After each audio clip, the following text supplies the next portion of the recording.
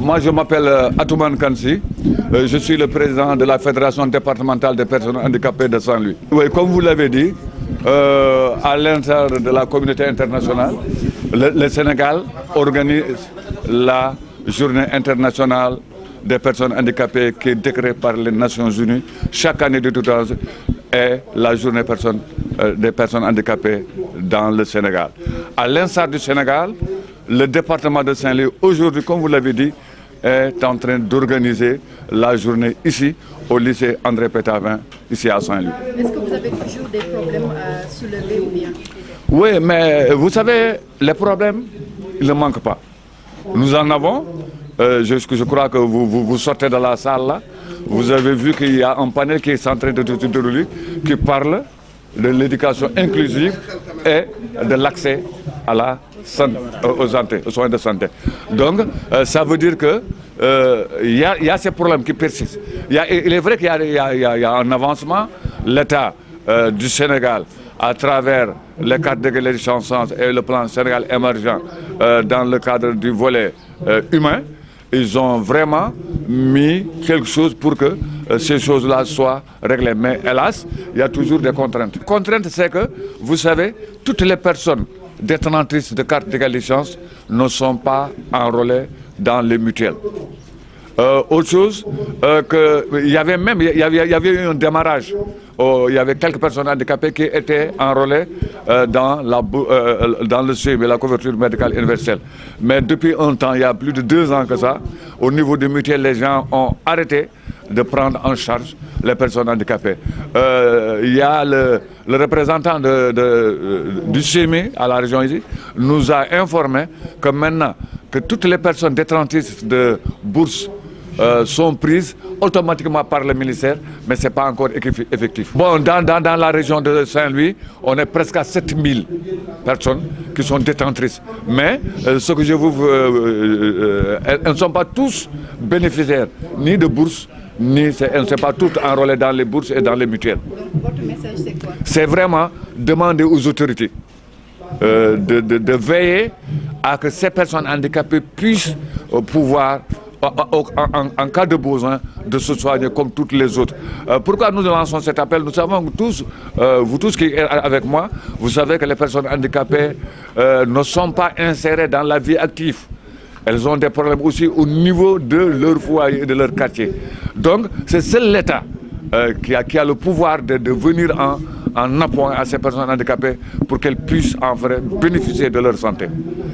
Pour l'éducation inclusive, vous savez, nous sommes à Saint-Louis. Saint-Louis est une ville historique.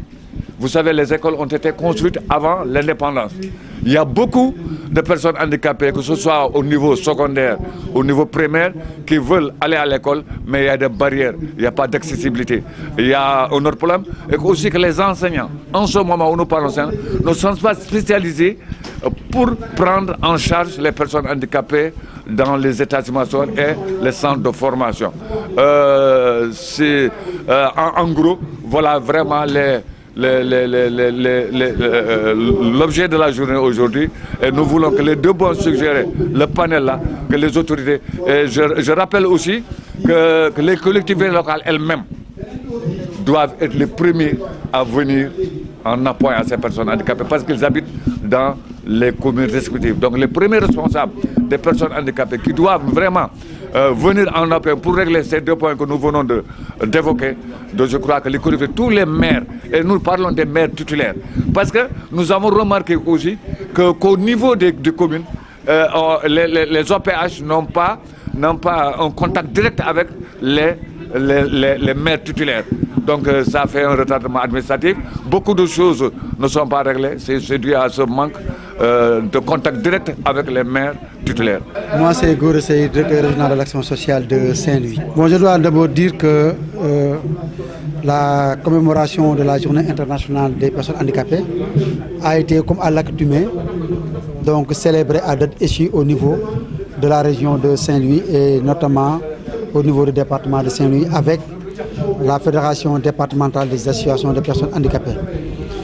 Pour dire tout simplement que Saint-Louis, à l'instar des autres localités du monde, célèbre actuellement cette journée dédiée aux personnes handicapées. Ce que nous avons d'abord retenu tourne autour de 3 points. La première, c'est par rapport à la forte mobilisation notée du côté des personnes handicapées du département de Saint-Louis. La deuxième, c'est par rapport à la participation et à la mobilisation, parce que le défi de la mobilisation étant relevé, celui de la participation aussi a été relevé. Et la troisième, c'est par rapport à la politique définie par l'État pour au moins prendre en compte les préoccupations des personnes handicapées. Tout à l'heure, le collègue du Centre de promotion et de réinsertion sociale a fait un panel très important sur la loi d'orientation sociale. Parce que c'est une loi de 2010 et qui comporte un certain nombre d'articles et d'arrêtés, 4 au total, et 14 textes qui prennent en compte vraiment les préoccupations des personnes handicapées à travers des recommandations. Et la plus importante, c'est la carte d'égalité des chances.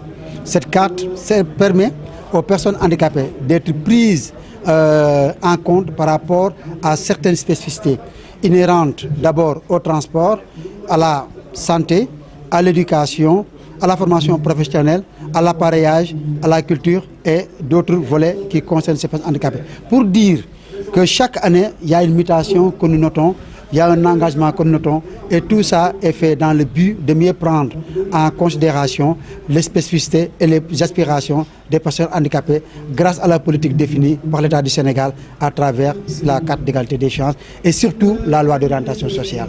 C'est un thème innovant parce qu'il y a un constat qui a été fait comme quoi que nous notons un nombre insuffisant d'enfants handicapés par rapport à l'éducation notamment inclusive. Aujourd'hui, Saint-Louis compte un centre, une école, une classe inclusive au niveau de l'école Bolidiao qui prend en compte les enfants âgés de 6 à 14 ans, voire 15 ans. Et ces enfants-là font les cours comme leurs pères. Et à travers la prestation qu'ils ont gratifiée, cela montre encore une fois qu'un travail important est en train d'être fait par les enseignants que nous remercions au passage. La deuxième, c'est par rapport à l'accès aux soins de santé. Qu'est-ce que nous avons noté à ce niveau? Les personnes handicapées rencontrent d'énormes difficultés pour accéder aux soins de santé. La première, les enfants qui accouchent sont consultés au niveau de l'étage, ce qui constitue un problème pour se déplacer. La seconde, c'est qu'il y a beaucoup de difficultés que les femmes handicapées rencontrent pour vraiment être soignées ou bien consultées par ces médecins. Ce qui fait qu'aujourd'hui, après diagnostic, comme je viens de le dire, ces deux thèmes ont été choisis et entrent en droite ligne par rapport aux préoccupations des personnes handicapées, notamment du département de Saint-Louis. Et il faut aussi dire qu'au niveau de la région, et pour saisir cette opportunité, que les personnes handicapées tournent autour de 69 628 personnes handicapées au niveau de la région. Sur ce nombre, il n'y a que 6 214 personnes détentrices de la carte d'égalité des chances. Mais des efforts sont en train d'être fournis par les autorités. Et récemment, à la veille de la fête de Tabaski, il y a beaucoup de personnes handicapées qui ont été vraiment enrôlées dans le programme de bourse de sécurité familiale. Et aujourd'hui, rares sont celles qui n'ont pas encore été enrôlées dans les programmes de filets sociaux, à savoir la bourse de sécurité familiale ou bien la couverture maladie universelle. En tout cas, aujourd'hui, c'est une journée importante pour les personnes handicapées, une journée qui leur a permis non seulement de la célébrer, mais aussi de permettre à certains artistes d'éclore. Et tout ça, c'est dans le but de mieux prendre en compte leurs préoccupations.